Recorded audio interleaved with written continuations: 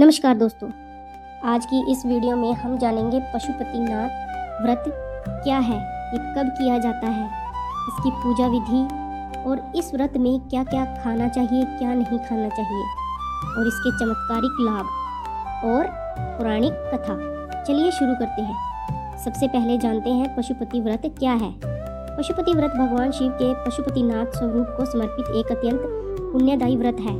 यह व्रत संतान सुख, रोग मुक्ति, मानसिक शांति, पाप नाश और मोक्ष की कामना से किया जाता है। भगवान शिव को पशुपति इसलिए कहा जाता है क्योंकि वे समस्त जीवों, मनुष्य, पशु, पक्षी और कीट पतंग तक के स्वामी हैं।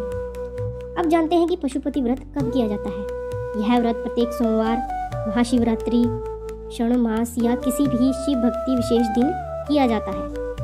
कई भक्त इसे लगातार 5, 7 या 11 सोमवार तक भी करते हैं। पशुपति व्रत की पूजा विधि क्या है। ब्रह्म मुहूर्त में उठकर स्नान करें, स्वच्छ वस्त्र धारण करें, पूजा स्थान को गंगा जल से शुद्ध करें। पूजा सामग्री क्या क्या है।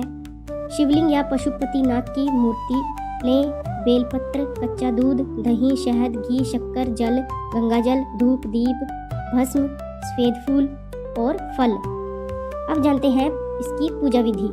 सबसे पहले संकल्प लें, शिवलिंग पर जल अर्पित करें, पंचामृत से अभिषेक करें, बेलपत्र अर्पण करते हुए मंत्र बोलें, ओम नमः शिवाय, ओम पशुपते नमः। धूप दीप जलाएं, पशुपति व्रत कथा का पाठ करें, अंत में शिव आरती करें। अब जानते हैं व्रत में क्या खाना चाहिए। फलाहार, दूध, फल, साबूदाना, नमक रहित भोजन यदि संभव हो। अब शुरू करते हैं पशुपति व्रत की कथा। पुराने समय की बात है। एक नगर में एक निर्धन ब्राह्मण रहता था। उसका जीवन दुख, रोग और दरिद्रता से भरा था। एक दिन उसे एक साधु मिले। साधु ने कहा, यदि तुम सच्चे मन से पशुपति व्रत करो तो स्वयं महादेव तुम्हारे जीवन के बंधन काट देंगे। ब्राह्मण ने विधि विधान से व्रत किया। उसने पशुओं, गरीबों और जरूरतमंदों की सेवा की।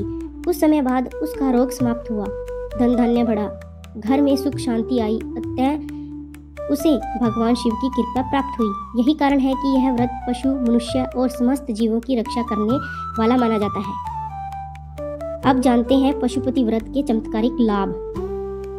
सबसे पहला है लाभ, संतान सुख की प्राप्ति होती है, असाध्य रोगों से मुक्ति मिलती है, आर्थिक तंगी दूर होती है, पाप कर्मों का नाश, पशु दोष, गृह दोष से मुक्ति मिलती है, मन को शांति और आत्मा को बल मिलता है, अंत में मोक्ष का मार्ग प्रशस्त होता है।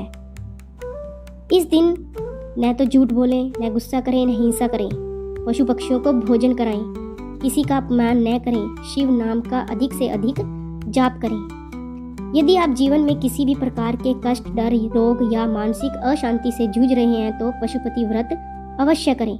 जो सच्चे मन से पशुपति को पुकारता है उसे महादेव कभी निराश नहीं करते। हर हर महादेव। धन्यवाद दोस्तों।